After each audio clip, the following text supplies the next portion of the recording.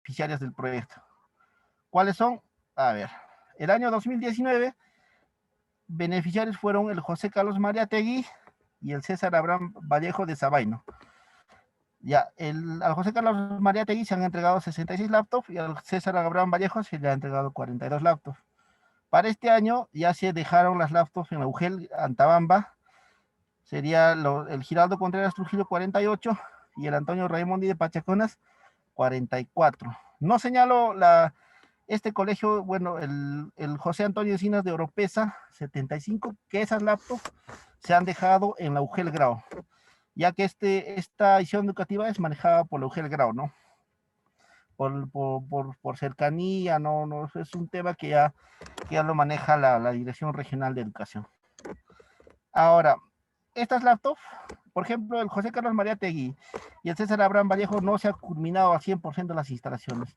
Para este año yo estoy, bueno, se ha gestionado la compra de los monitores interactivos que se van a entregarse a las 4 instituciones educativas, al José Carlos Mariátegui, Giraldo Contreras Trujillo, al Antonio Raimondi y al César Abraham Vallejo. Bueno, lógicamente también al José Antonio Silas, que ya lo maneja la UGEL Grau.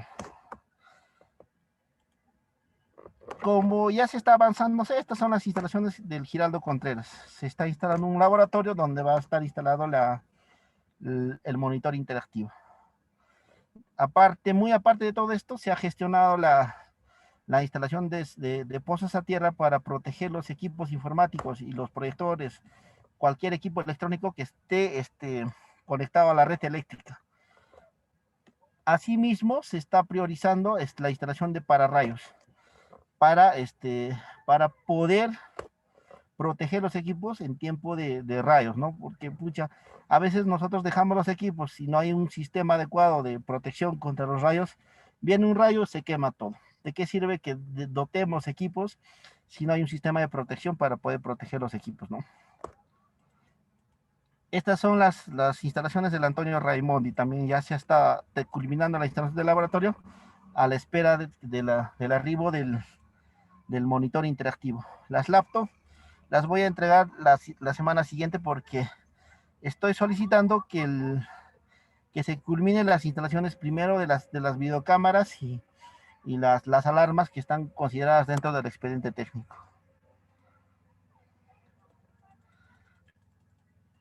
Al término, así debe culminarse. Este es un monitor interactivo, las mesas y sillas que se han dotado y las laptops entregadas.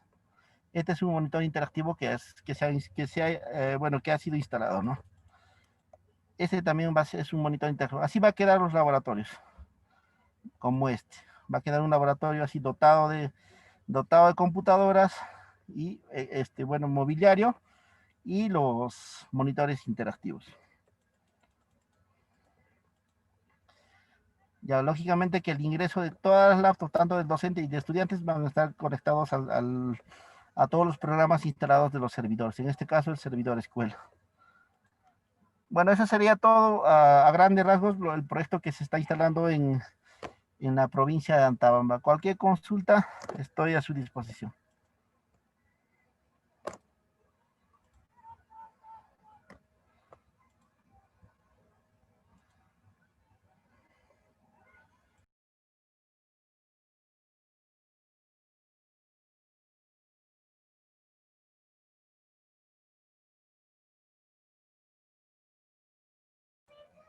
Hola, ¿tienen alguna consulta, por favor?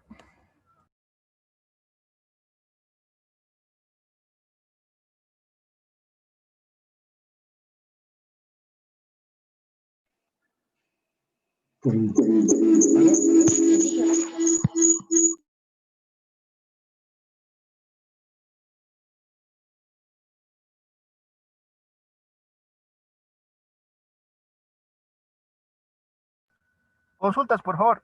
Aparte, yo soy trabajador de Gilat Networks Perú S.A., que ha instalado el proyecto regionales de Apurímac. Cualquier consulta también sobre el internet, la red de datos y las nuevas instalaciones de antenas de 4G, 3G que se van a dar de cualquier operador, también pueden consultarme conmigo, por favor.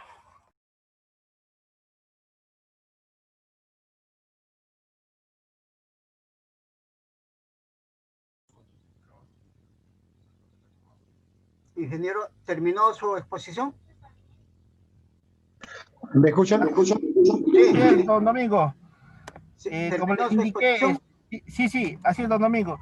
Cualquier consulta sobre las prontas instalaciones o migraciones de red 4G, instalación de telefonía celular dentro de la provincia de Antabamba, consúltemelo, por favor, porque yo soy trabajador también de Gilat Networks, Perú S.A.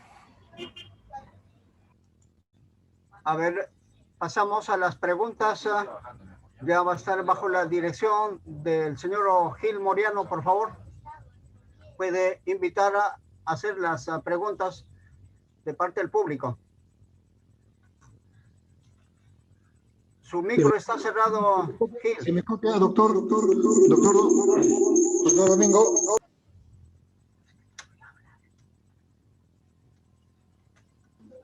Aló, sí, ingeniero.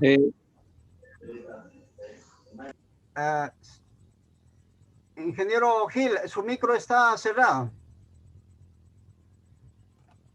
Ahora sí. Adelante. Correcto. Las dos primeras ponencias las iba a monitorear. Sí, tiene dificultades. La señorita Portilla acaba de ingresar. Sin embargo, vamos a proseguir con el evento. A ver, los asistentes a esta última fase del fórum, creo que va a ser muy importante por la calidad de los ponentes, por lo que se ha venido desarrollando en estos días. Vamos a tratar de ser un poco ahorrativos en el tiempo, porque va a ser bastante largo por el programa adicional que trae esta parte del fórum.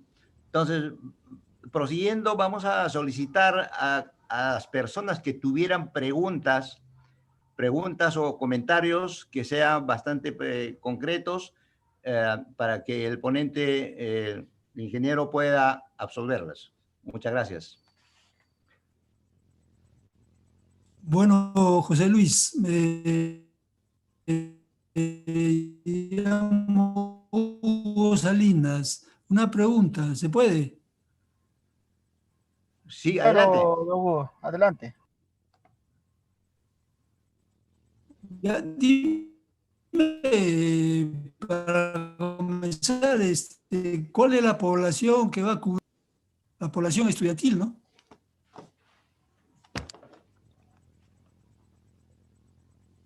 ¿Me indica cuál es la población estudiantil que va a cubrir el proyecto? Sí, esa es la pregunta. Sí. Un momento, Sí. a ver, voy a consultar eso un momento. Eso lo tengo dentro del expediente técnico. A ver, un momento.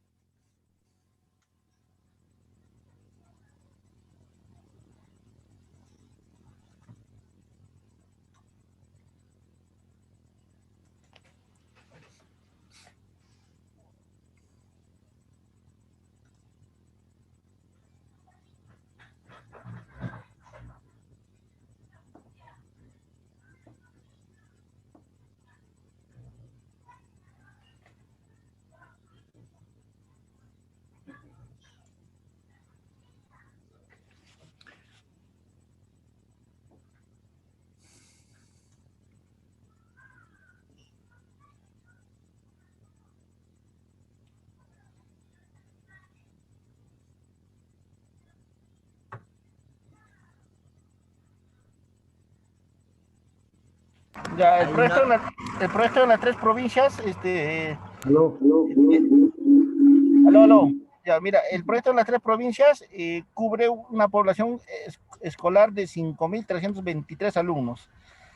En el tema de Antabamba, son 963 alumnos cubiertos por todo el proyecto, en todos los distritos, ¿no? Hay una siguiente pregunta, ingeniero, del ingeniero Ponce de León. Dígame. ¿Para cuándo está programado el sector primaria? ¿Me escuchan? Como le había indicado, estimados, el proyecto abarca, bueno, el perfil que se ha realizado es para ¿no? para la población de las instituciones educativas secundarias. El tema primario se tendría que ver dentro de perfil y elaboración de expediente técnico. Esa información se tendría que presentarse a la Dirección Regional de Educación y la Dirección Regional de Educación solicitarlo al Gobierno Regional de Apurímac. Gracias. ¿Aló? ¿Me escuchan? Hola, buenas tardes. Sí, se escucha, se escucha. Adelante. Buenas tardes, ¿cómo están? Un saludo a todos. Disculpen las dificultades tecnológicas. Tengo problemas en la laptop, pero sí voy a tratar de monitorear desde aquí todas las incidencias del foro. Yo voy a participar a través de teléfono, vamos a ver cómo no va y para hacerlo de la mejor manera. Creo que ya hemos empezado en todo caso el primer foro de educación de Antabamba. Está en la primera ponencia y tenemos entendido de que ahora está a cargo de él Ingeniero Gil Moreno como el primer moderador de esta primera etapa. Creo que también ya ha sido señalado en todo caso los tiempos para cada moderador, pero para cada expositor, tratar de respetar lo posible para que sea fluido, porque como ya también lo han mencionado, es bien largo el día de hoy y trataremos de cumplir con los horarios respectivos. Adelante, profesor Gil Moreno. Adelante, buenas tardes. ¿Cómo no? Sí. Para el primer ponente teníamos exactamente 40 minutos, incluidos las preguntas y los comentarios que se pudieran hacer. De modo que vamos a tratar de ajustarnos al horario establecido.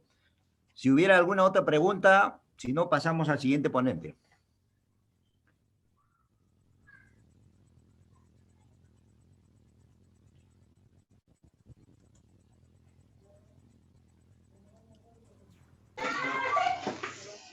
Señor Gil Moreno, por favor, se está escuchando algo entrecortado y casi no se entiende. Por favor, no sé si podrían modular un poco mejor. Al profesor César le explicaría.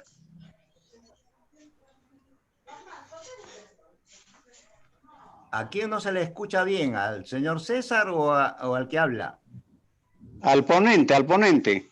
Ah, ya, ya. Creo que es problema del equipo que usted tiene, porque yo lo he escuchado perfectamente.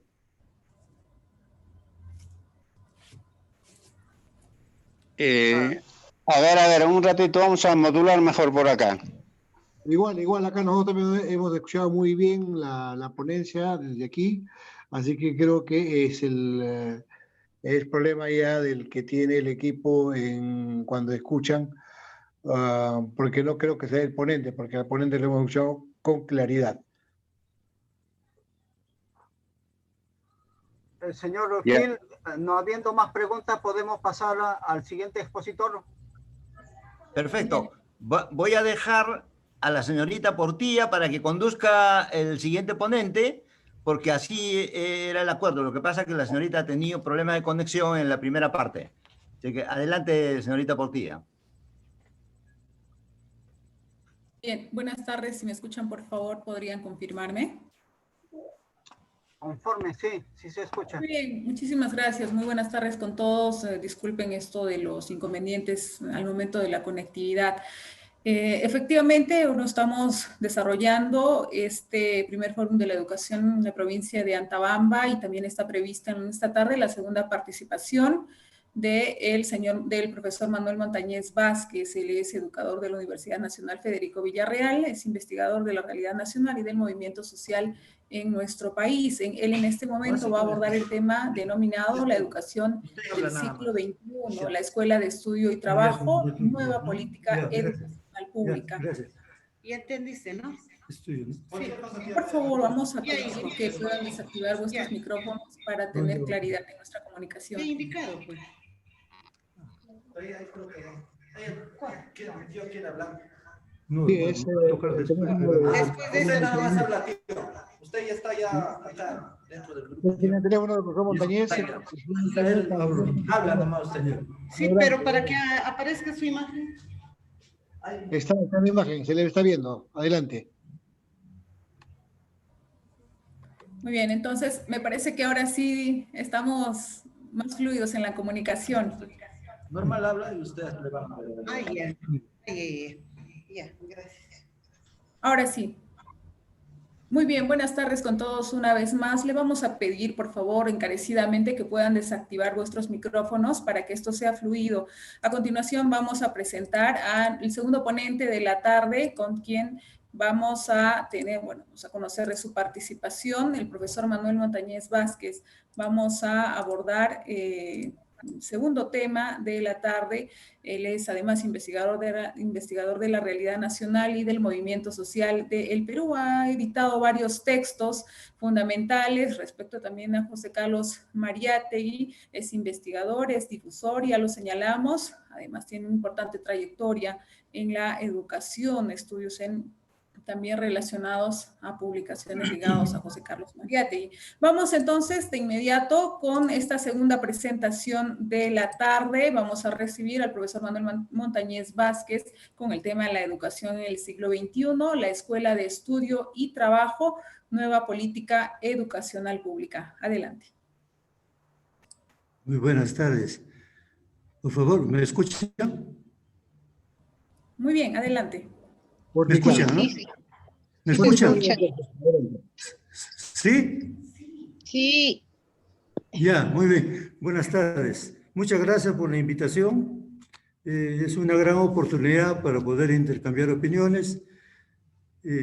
Considerando de que estamos ya en el último día de este importante foro y que hemos recibido una información extraordinaria y valiosa de los ponentes anteriores, voy a presentar una propuesta de solución de la educación nacional, porque consideramos de que la educación está en crisis, por lo mismo que la sociedad peruana en general está demostrado de que vivimos una crisis generalizada. Lo ha demostrado los últimos acontecimientos, la pandemia del presente año, se ha acumulado todos los problemas y en mi opinión, tal como he manifestado en un comunicado, estamos frente a la crisis estructural del Estado. Entonces, no es cualquier crisis, es un problema del Estado como institución, como organización, y que se manifiesta en diferentes formas. Y toda la población está reclamando un cambio total, ¿no? Las grandes movilizaciones expresan esta reclamación general de la sociedad.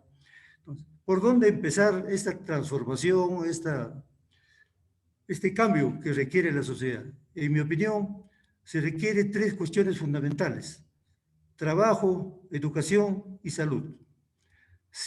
Son reivindicaciones vitales para dar un futuro a la sociedad peruana.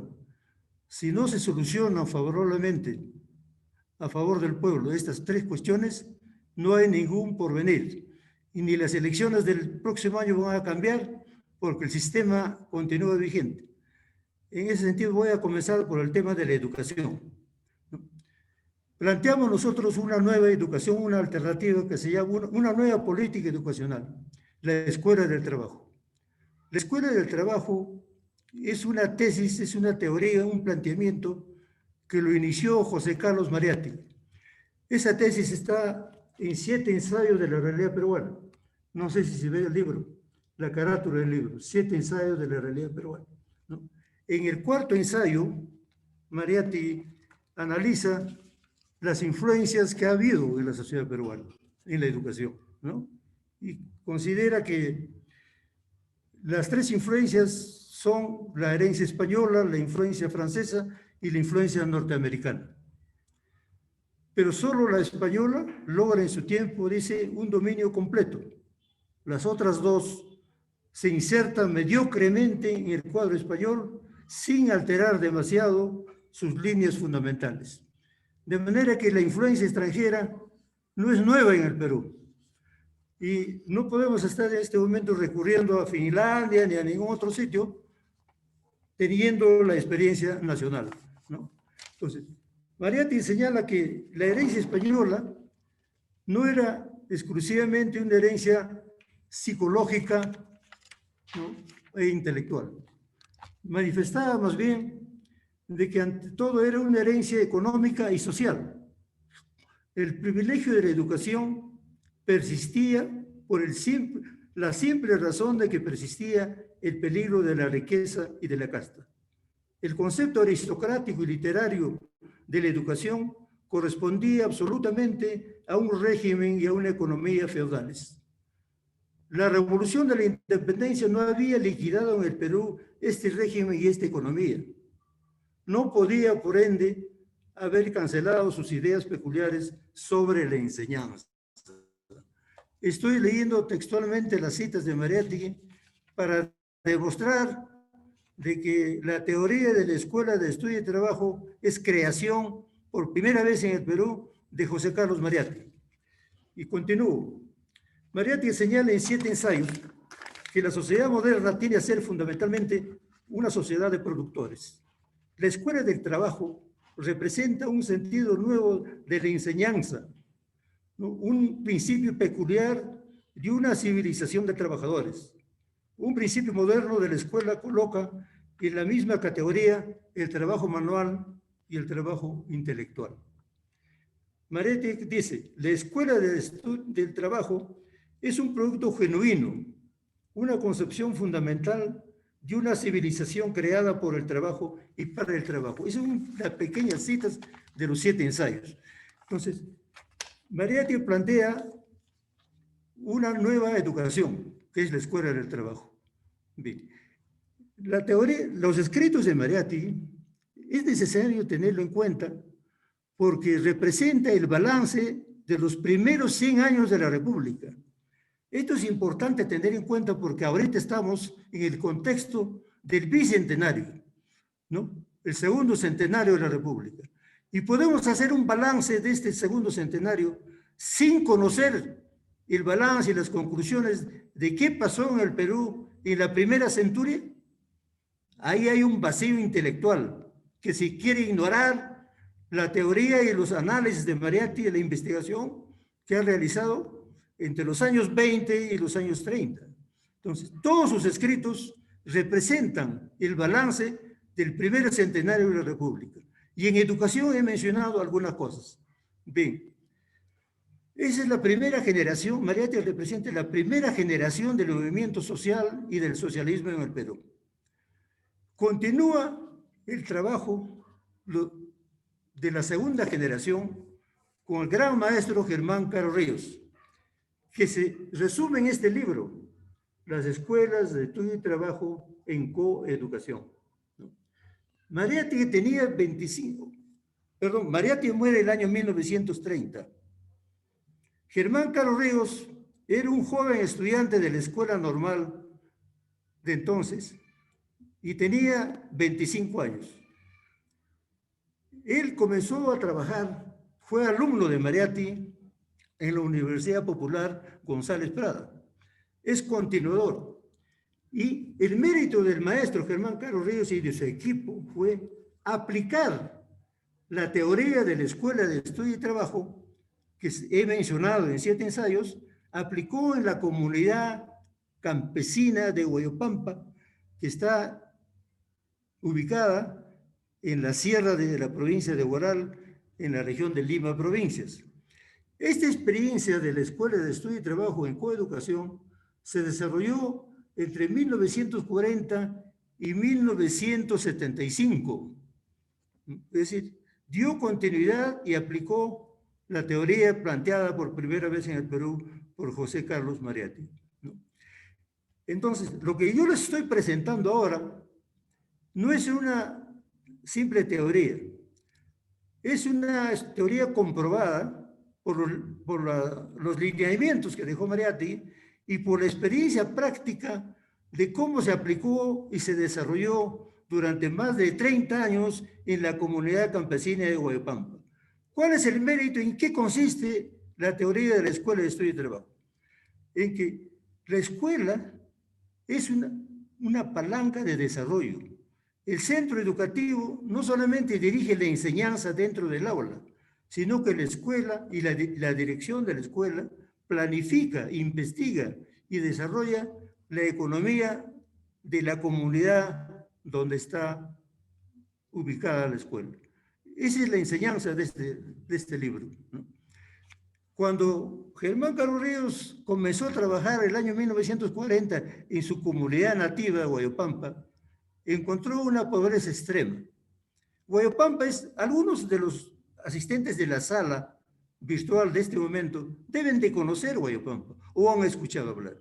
Huayopampa era un pedregal, solamente se cultivaba maíz, había una pobreza extrema. Entonces, los profesores dirigidos por Germán Caro realizaron una investigación de su realidad y planificaron su desarrollo económico. Entonces, a través de la escuela, o sea, utilizando como punto de apoyo la institución educativa de Huayopampa, crearon la central eléctrica, construyeron la hidroeléctrica que no existía, construyeron el sistema de riego. Huayopampa no tiene agua. Huayopampa es hasta ahora un pedregal. Se lleva agua por mangueras a través de kilómetros, ¿no?, que atraviesan toda la comunidad, hasta la parte alta, ¿no? Y descubrieron de que la agricultura tenía que modificarse. Dejaron el monocultivo del maíz y crearon el huerto escolar y descubrieron que la fruticultura era, ¿no?, el porvenir de la comunidad. Y cambiaron totalmente la agricultura y se dedicaron al cultivo de los frutales, especialmente de los melocotones, los famosos blanquillos, las manzanas y las naranjas. Esta fruticultura los llevó a la prosperidad económica hasta hoy día. Se incorporaron económicamente a la economía del mercado. Sin embargo, la economía del mercado no doblegó el espíritu comunal. El mérito de esta investigación y de esta experiencia exitosa es de que Germán Carlos Ríos y su equipo se basaron en el gobierno comunal. Esto también hay que sacar lecciones. La comunidad acordó un nuevo sistema educativo en Asamblea General, a propuesta del director y los profesores de la escuela. Entonces, es una aceptación y luego de un largo debate, de varios meses de debate, se consultó a la comunidad y se aprobó. Y la comunidad dio el nombre. Mariátegui planteó la Escuela del Trabajo. En la Asamblea Comunal de Huayopampa, los padres de familia y los comuneros dijeron, se debe llamar la Escuela de Estudio y Trabajo en coeducación, ¿no? ¿Por qué en coeducación? Porque, retrocedamos a los años 40 del siglo pasado. La educación estaba prohibida por sexos, estaba prohibida que estudien hombres y mujeres en un mismo centro educativo. Había una prohibición total del Estado y de la Iglesia. Había una persecución y lo tomaban como pecado, ¿no?, capital, de que niños y niñas estudien en un mismo local escolar. Sin embargo, en Huayopampa la comunidad aprobó de que tenían que estudiar los niños y las niñas porque no había ningún impedimento, puesto que en la comunidad niños y niñas trabajaban juntos, trabajaban en el campo, caminaban en la calle, estaban en su casa, estaban en las fiestas, en todas partes estaban juntos los niños y las niñas. ¿Por qué tenía que ser un pecado estudiar en una misma escuela, ¿no? Entonces, aquí comenzó la igualdad del hombre y la mujer, desde niños, a través de la escuela. Ese es el mérito de esta generación, la segunda generación que continuó el camino de Mariátegui. Entonces, esta experiencia de Huayopampa fue investigado por el Instituto de Estudios Peruanos, dirigido por Julio Kotler y unos famosos investigadores. Ellos hicieron una investigación en los años 80, después que falleció Germán Carlos Ríos, murió en 1971, ¿no?, en octubre de 1971. El Instituto de Estudios Peruanos hizo una gran investigación de los años 80 y publicó un libro que se llama, ¿no?, El desafío de Huayopampa. de comuneros a empresarios. Y ahí confirma lo que nosotros hemos hecho, lo que nosotros hemos investigado. Yo tengo el mérito y el privilegio de ser continuador del maestro Germán Caro Ríos, porque tuve la oportunidad de conocerlo cuando él era veterano como yo hoy día, y yo en esos años tenía 25 años.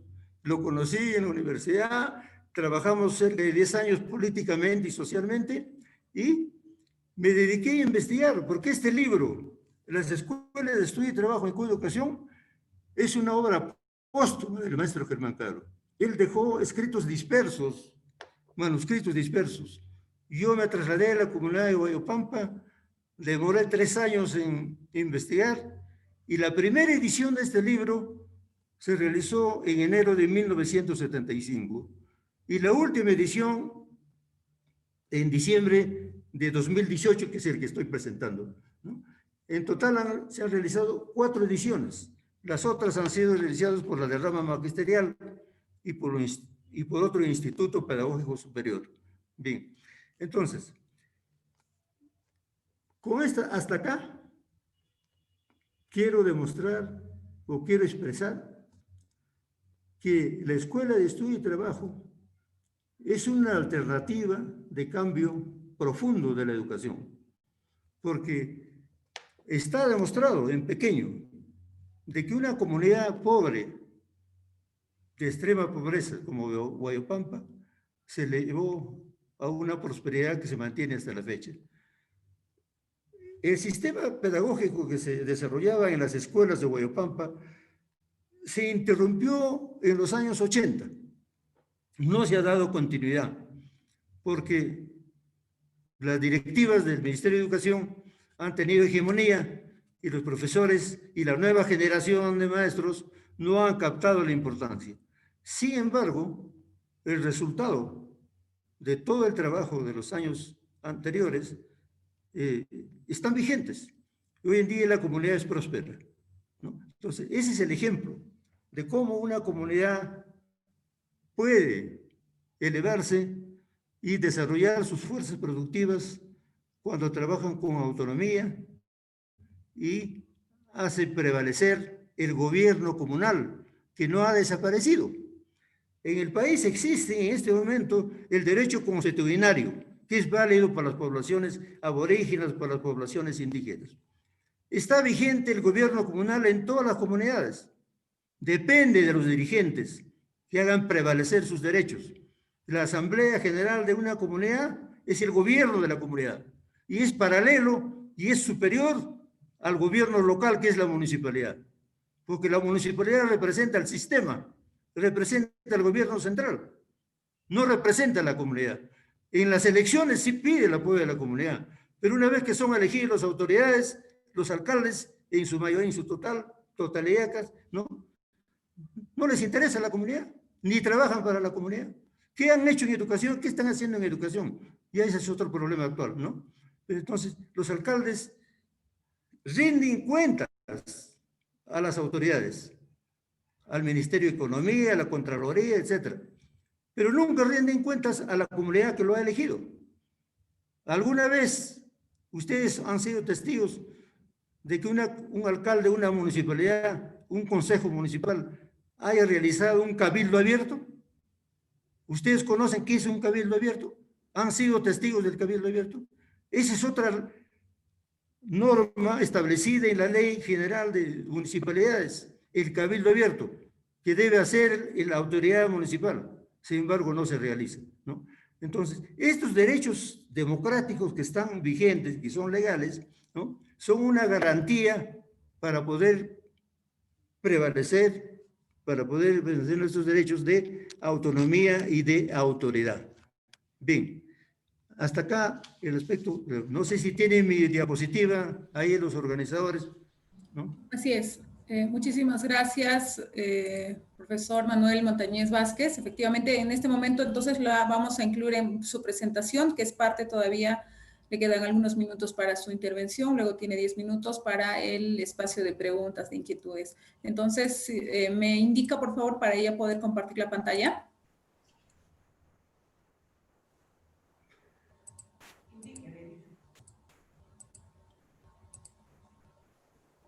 No sé si estoy en el tiempo para continuar, porque yo Sí, estoy... sí, todavía tiene 10 minutos. ¿Cuánto? 10 minutos. Ya, muy Todavía bien. le quedan 10 minutos. Comparta su pantalla, señorita. Comparta su pantalla. Gracias. Ahí está. Bien. Ahí está mi diapositiva, por favor. Bien.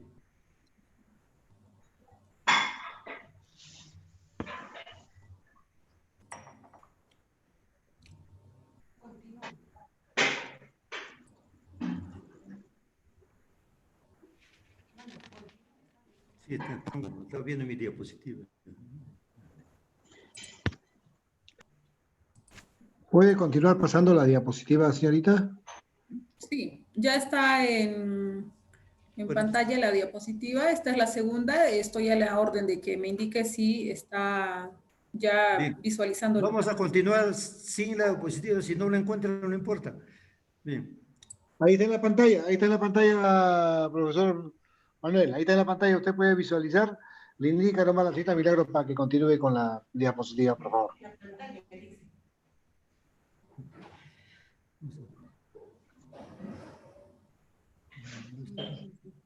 Adelante, por favor. Ya está la diapositiva compartida. Estamos en la segunda Ya, ahí está, muy bien. que se denomina política educacional. La política educacional. Ya sé.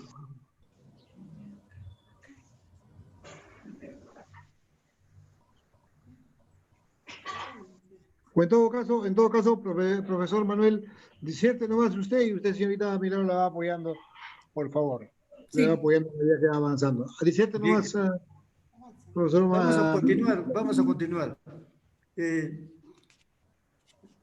La política educativa tiene que tener en cuenta, en primer lugar, el factor humano y definir cuál debe ser el perfil del ciudadano y ciudadana que se quiere formar de acuerdo a las necesidades, a los intereses del país, ¿no?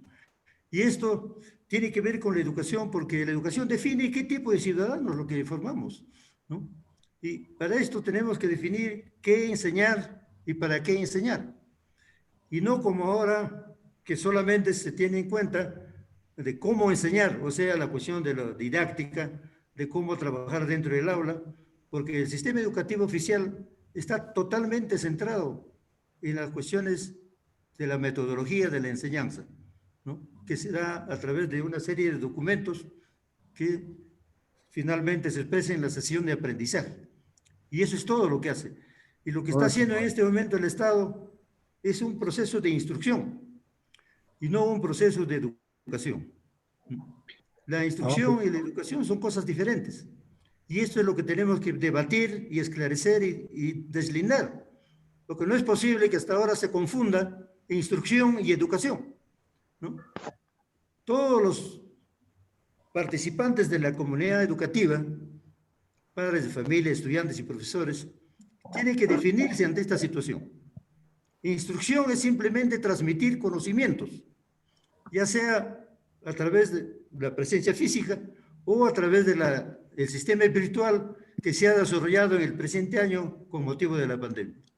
Lo que se ha hecho con la metodología del sistema virtual es simplemente transmitir conocimientos que están en el Internet, pero no se ha educado. La educación significa una formación integral de la persona humana, que significa darle una capacidad, darle capacidades. Aquí se habla de competencias. El sistema habla de competencias. ¿De qué puede un ciudadano cuando termina secundaria, qué competencia tiene? Si no tiene capacidades, no tiene capacidades científicas, no tiene capacidades politécnicas, no tiene capacidades artísticas, físico-deportivas, del medio ambiente. Es decir, no está formado integralmente. La educación es la formación integral de las personas. Y eso no existe. Y no existe hace 200 años. No es un problema de hace 10 o 20 años. Es un problema de toda la República. Y eso es lo que tenemos que hacer el balance. Y todos los países que hoy día son desarrollados han tenido una política educativa, una política educacional. Entonces es importante que nosotros analicemos ¿Qué es una política educacional y cuál debe ser esa política? Y he mencionado en la primera parte el planteamiento de la escuela de estudio y trabajo. Ese debe ser la nueva política educacional, ¿no? Y esto tiene que ver con el concepto de la educación. Hay dos conceptos fundamentales que hay que analizar. El Estado peruano, durante toda la República, dice que la educación es un problema pedagógico, técnico-pedagógico, administrativo, etc. Pero el pueblo, ¿qué dice? Desde Mariátegui, el pueblo dice, la educación es un problema fundamentalmente económico y social. No es un problema pedagógico administrativo, es económico, social y ideológico y político. Lo que tenemos que analizar son los lineamientos ideológicos y políticos que se dan durante toda la República para comprender por qué hoy día estamos atrasados. O alguien dice que el Perú es una sociedad científica, adelantada, politécnica. ¿Acá existen industrias? ¿Por qué solamente vendemos materias primas y no le damos ningún valor agregado? ¿Por qué estamos solamente una economía centrada en el extractivismo? ¿Por qué hay tanta desocupación en la sociedad peruana? ¿Por qué hoy en día, con mayor razón con los problemas de este año, ¿no? Han perdido millones de personas? Más del 80% está desocupada. Los pequeños comercios, eso es un engaño. Es una sobrevivencia. Son actividades comerciales de compra-venta de pequeños comercios. Todas las viviendas se han convertido en centros comerciales pequeños, en pequeños negocios, ¿no? Y no hay cómo sobrevivir, ¿no? Por eso que hay tantos desocupados. Y la persecución contra los desocupados no analiza la situación. Por eso yo decía al comienzo de que el problema del trabajo es una cuestión vital.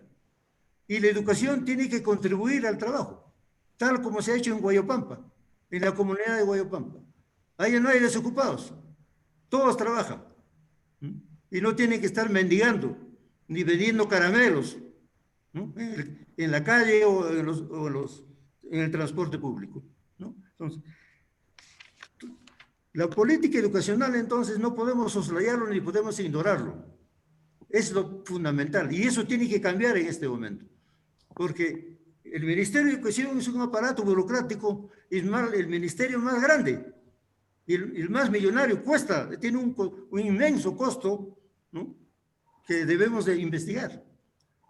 Y los maestros y todos los usuarios deberían de conocer cuánto cuesta, por ejemplo, el UGEL en Apurímac, cuánto cuesta el UGEL en Andahuaylas, de cada provincia, y qué es lo que produce, cuál es su producción, cuánto cuesta mantener la dirección de educación en cada región, cuántas personas hay, cuánto ganan y cuál es su resultado, cuál es el beneficio para la educación de la sociedad donde están ubicados. ¿Han realizado investigación? ¿Cuál es el producto? En fin, entonces, esa es la política educacional. Bien. Entonces, la Escuela de Estudio y Trabajo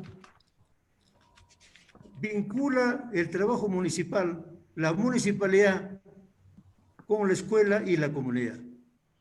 Sucede de que por muchos años y durante toda la República, el gobierno local, o sea, el gobierno municipal, tiene su propio camino y trabaja por su cuenta, en forma aislada de la escuela y de la comunidad. Y ese es un gravísimo error. Eso no debe continuar. Ese es el cambio que debe realizarse. Tiene que hacer un trabajo conjunto. Y la municipalidad tiene que hacer un proyecto educativo de acuerdo a su realidad. Tiene que contextualizar, tiene que diversificar el currículum nacional a la realidad y a las necesidades de su pueblo, de su comunidad, de su microrregión y de su región, ¿no? Eso tenemos que procurar.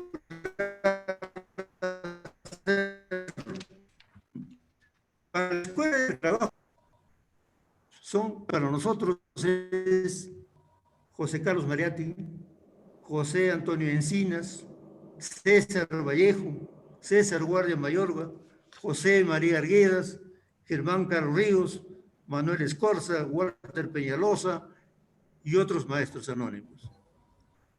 A estos maestros no le tiene en cuenta el sistema educativo oficial.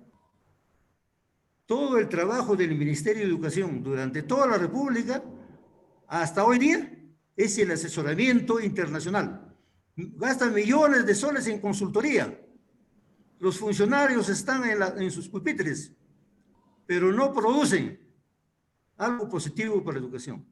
Y lo más grave, de que el Estado ignora a todos los personajes que yo he mencionado. No está en la literatura, ni en las capacitaciones docentes, ni en la producción de los libros que tiene el Ministerio de Educación. Entonces, eso yo creo que tenemos que cambiarlo, ¿no? Eso es la educación tiene que estar relacionada con la salud, con mayor razón ahora que hemos comprobado la pandemia. La escuela no puede ser una isla, no puede estar aislado. Los maestros tienen que estar capacitados en temas de salud básica y primeros auxilios. La escuela tiene que ayudar porque no hay médicos en cada comunidad, ¿no? El problema de salud es otro tema, pero entonces puntualmente, ¿no? Tiene que haber una cooperación entre la escuela, la municipalidad que tiene su área de salud y la posta médica si es que existe. Si no existe, el maestro tiene que ser el médico, tiene que ser partero, tal como ha sido mi generación de maestros. Nosotros hemos sido maestros capacitados para trabajar en salud y hemos recibido cursos de la Cruz Roja. No es cuestión entonces simplemente de ir al aula, llenar sus documentos e irse a su casa. Tiene que transformarse el maestro, un promotor de salud. Los valores. La escuela de estudio y trabajo, al combinar la teoría con la práctica, porque la escuela de estudio y trabajo se llama de trabajo porque en cada escuela tiene que haber múltiples talleres, diferentes talleres, desde lo más elemental hasta lo más complejo. Y si la escuela no tiene capacidad para tener talleres, ¿no?, de carpintería de metal, y carpintería de madera, biohuertos, ¿no?, etcétera, cerámica, etcétera, ¿no? Entonces, tiene que utilizar la comunidad, los talleres de la comunidad, y tiene que desarrollar la artesanía que existe. Es decir, para eso tiene que hacer una investigación y conocer la realidad de cada comunidad, ¿no? Sobre esa base se desarrolla la escuela del trabajo. Y cuando se realiza este trabajo, y en diferentes profesiones, diferentes oficios técnicos, entonces el alumno va descubriendo su vocación. Y aquí se desarrollan los valores de cooperación, de solidaridad, de ayuda mutua y de disciplina consciente. Cuando los alumnos trabajan en los talleres y combinan la teoría con la práctica, no hay indisciplina, no hay bullying, no hay problemas que se ven actualmente, ni hay falta de respeto al profesor, ¿no? Hay un respeto mutuo entre todos, ¿no? Bien, ¿cuál es el resultado final de la Escuela de Estudio y Trabajo? O sea, la propuesta en este momento. La propuesta es formar prioritariamente científicos, técnicos y trabajadores calificados. Es decir, todos los trabajadores de una comunidad tienen que ser calificados. A eso va a contribuir la escuela estatal, la escuela pública. Y desde inicial hasta la secundaria, hasta la universidad, tiene que formar científicos y técnicos, ¿no? No puede haber una separación como hay hoy en día. Hay un abismo entre la universidad y la escuela básica regular. La escuela básica regular está totalmente desconectada de la universidad. El examen a la universidad es sobre temas y cursos que no se enseñan en educación básica regular. Por eso que tienen que ir a la pre-universitaria 2 años, 3 años. Y eso van solamente el 2%, 3% de los alumnos, de los más de 200,000 alumnos que cada año terminan su secundario. Y el resto, la masa de estudiantes, se queda varado. se quedan en el abismo, caen en el abismo, en el precipicio de la instrucción pública. No estudian y no trabajan, porque tampoco están capacitados, ¿no? Entonces, por ello es que nosotros consideramos de que los principales personajes o los principales profesiones que debe tener la población para convertirse en una potencia, para transformar sus recursos y hacer investigación científica, ¿no? Es formar científicos, técnicos y trabajadores calificados, hombres y mujeres, ¿no? Cuando empezamos, creo que empezamos, ¿de quién? Empezamos de inmediato, ¿no? Estamos en un momento de los cambios. Si hoy día no planteamos cambios, simplemente estamos tras del sistema. Entonces no reclamemos simplemente nuestro salario, no reclamemos solamente nuestro tema, nuestros problemas laborales, que es una pequeñez frente al problema de toda la sociedad peruana, de toda la crisis que vive el país, ¿no? Esta política educacional va a dignificar al maestro. Esta es nuestra propuesta en el bicentenario de la República, que lo vamos a presentar y que ya lo estamos presentando a la opinión pública y promoviendo un certamen nacional, un congreso nacional exclusivo que dure 2 o 3 días en forma presencial y virtual, exclusivamente sobre este tema de la nueva política educacional de la Escuela de Estudio y Trabajo, ¿no? Porque si cambia el sistema, cambia todo lo demás, ¿no? Y esto depende de nosotros. No es que es cuestión que lo apruebe el Congreso. No pedimos que apruebe el Congreso ni que apruebe el Ejecutivo.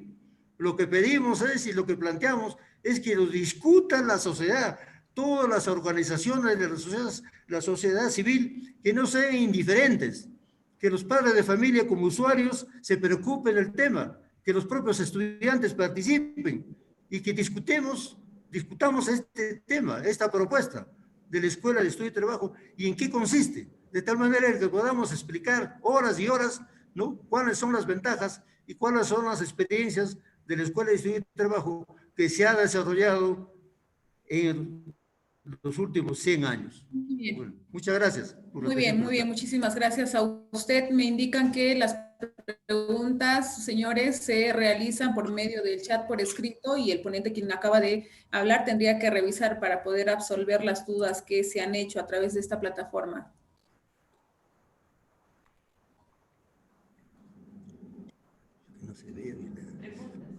Muy bien, a ver, sería también revisar en este caso, al profesor Manuel Montañez Vázquez. Le pedimos, por favor, si puede identificar alguna consulta de manera breve, porque ya estamos con el tiempo también.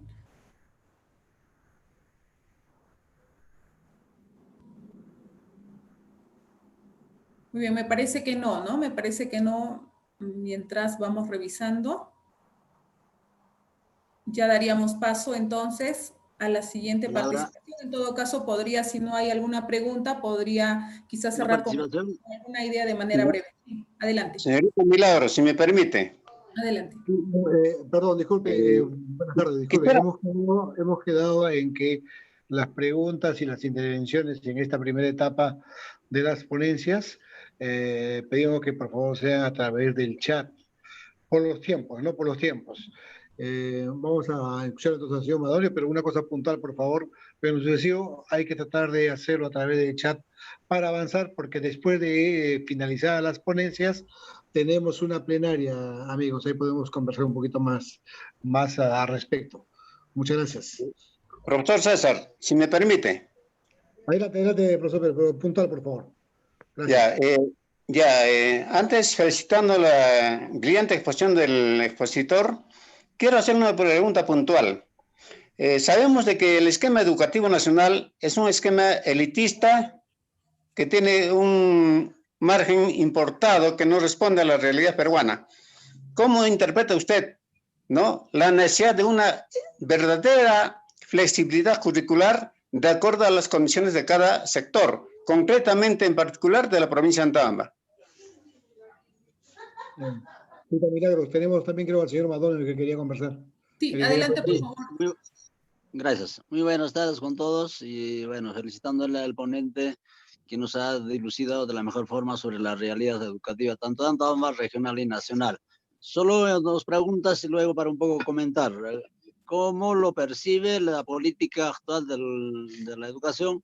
Si es como política del gobierno o como política del Estado. Por otro lado, ¿qué opinión tiene a la diversidad es decir, de cambios constantes del diseño curricular, ¿no? Porque generalmente se ha venido con enfoques con rutas de aprendizaje, luego por competencias, ¿no? Que también es necesario un poco dilucidar.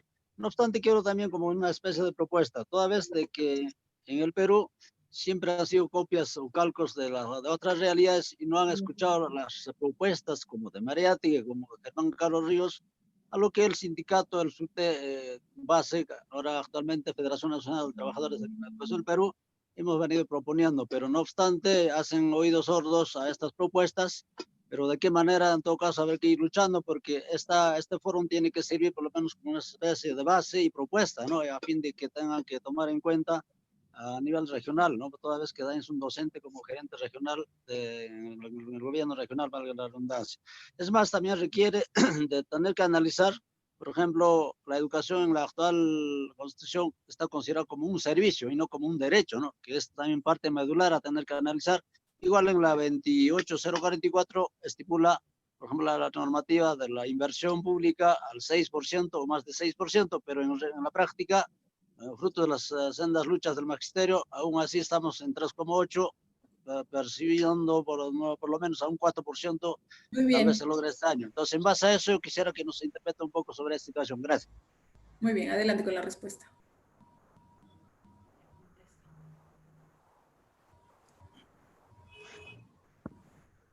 ¿Ya puedo responder? Sí, adelante, profesor Manuel. Sí, ya. Muchas gracias. En el caso de Antabamba, que es una provincia, lo primero que tiene que hacerse es un diagnóstico económico, social de la provincia. Y tiene que debatirse este diagnóstico y tiene que señalarse las reivindicaciones fundamentales, o sea, la solución a los problemas que tiene Antabamba.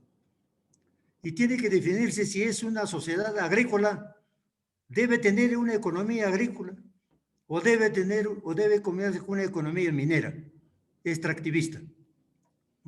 Entonces, eso es lo primero que tiene que definir, el diagnóstico. Y luego, de este diagnóstico, tal como se hizo en Huayopampa, esta es la experiencia de la comunidad de Huayopampa.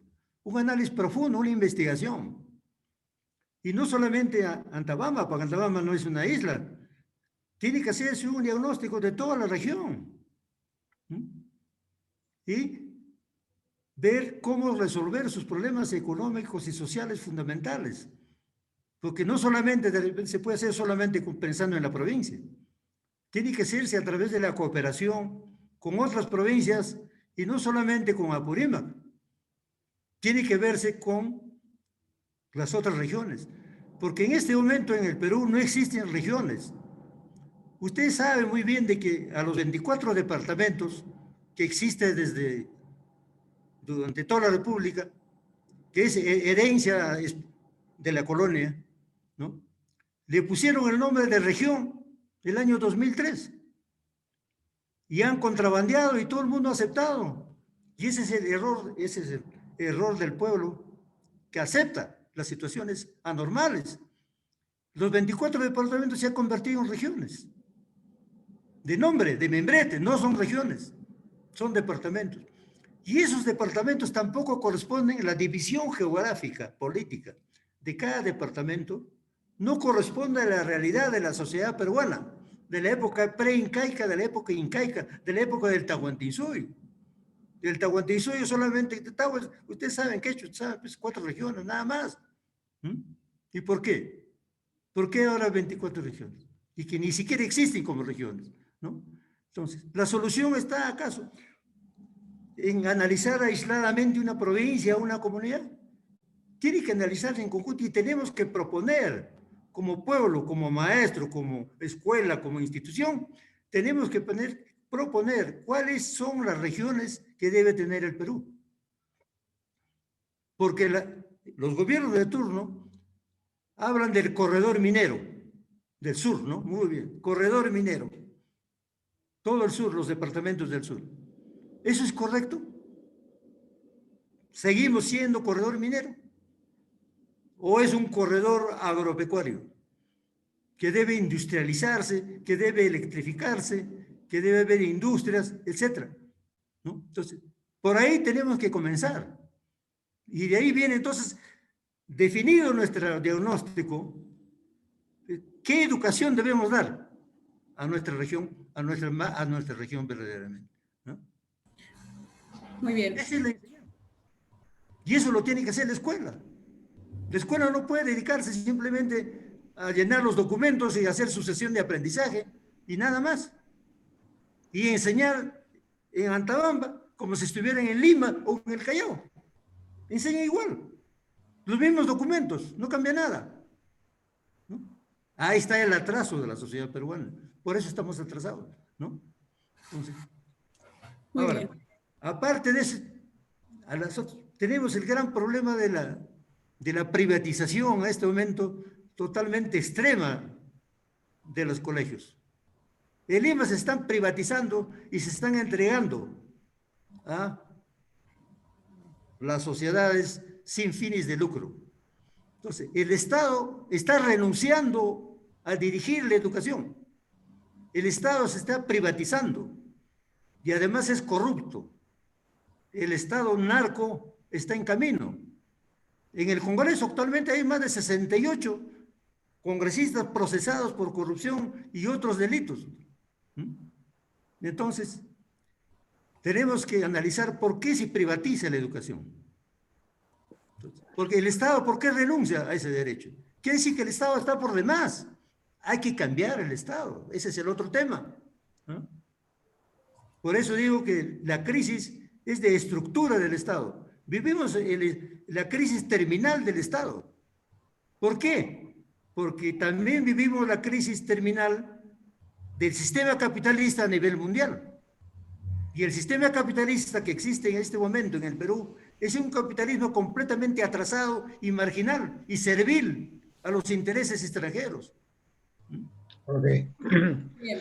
Profesor Manuel, le agradecemos mucho su intervención. Tenemos que dar pase también a la siguiente participación en el marco de este primer... ¿No podría permitirme una pequeña intervención, por favor? Estamos contra el tiempo, amigo, ya no podemos. Mañana, por favor, señorita Milagro, de repente podría usted leer el mensaje que ha mandado ahí en el chat a la organización AYU.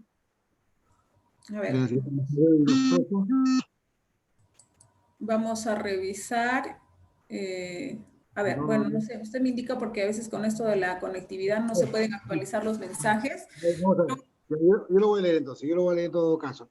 A ver. Señores organizadores del Foro Internacional de Educación de la provincia de Antabamba, reciban nuestro más cálido saludo y admiración por el evento organizado que contribuye al conocimiento, estudio, investigación en el tema de educación, pilar de desarrollo de toda sociedad organizada. Asimismo, a todo el staff de ponentes, investigadores de la historia de nuestra realidad educativa, con miras a los grandes cambios a que nos compromete este nuevo milenio. Atentamente, Misión AYU Perú Internacional. Arcadio Sánchez Rebasa, coordinador internacional, Canadá, Asia Galen, dice, catedrático, Canadá. Bueno, Freddy, nos dan una lista, ¿no? De varias personas que seguramente son parte de esta misión AYU. Ellos han enviado un mensaje al chat de esta transmisión de este primer fórum. Les agradecemos inmensamente por este comentario. Tenemos entonces que continuar, tengo entendido, vamos a dar pase a quienes también están interviniendo. Seguramente en este pleno que se va a desarrollar luego de concluir con las ponencias, se van a poder seguramente redondear, amigos, algunas preguntas. En ese caso, ahora vamos a dar pase al señor Gil Moriano, quien también se va a encargar a partir de este momento de la conducción de la siguiente ponencia. Adelante. Bien. Confírmeme, por favor, si se escucha. claro y preciso, señor Moriano, adelante. Bien. Después de tan importante tema de debate, que debería ser de debate nacional y muy actual y profundo, expuesto por el profesor Montañez, ahora tenemos un tema tanto o más importante. Este tema trata sobre la educación en la era del conocimiento. Está a cargo del doctor Hugo Salinas González, que si no me equivoco, se va a dirigir a esta sala desde la ciudad de París, Francia.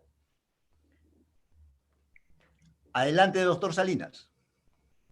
Muchas gracias, muy amable. ¿Me escucha? Sí, perfecto. Quisiera poner las diapositivas. Sí, adelante, adelante. A ver. Adelante, puede poner usted su diapositiva. Logro poner la diapositiva.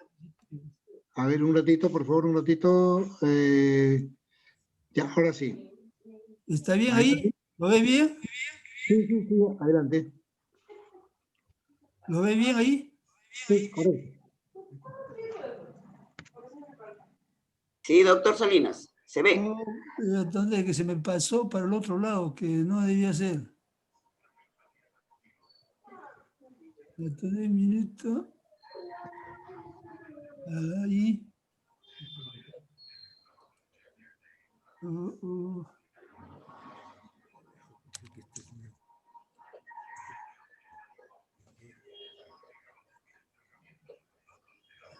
¿Dónde? Bueno, no sé. Voy a dejar ahí. Pues se escucha bien, ¿no? Se ve clara la. Ok. Puede usted avanzar su diapositiva. Bueno. Ya. Bueno, comienzo entonces. En primera instancia, yo felicito verdaderamente al profesor Montañez por esa enseñanza que nos hacen como profesor, como profesional y como persona, como ciudadano. Porque lo siento, que le duele en el alma que habiendo existido tantas experiencias como la de Mariate y la de el profesor que nos relata y del cual hay documentación escrita, que no se pueda avanzar en el país y que sigamos siendo los conejillos de indias de profesionales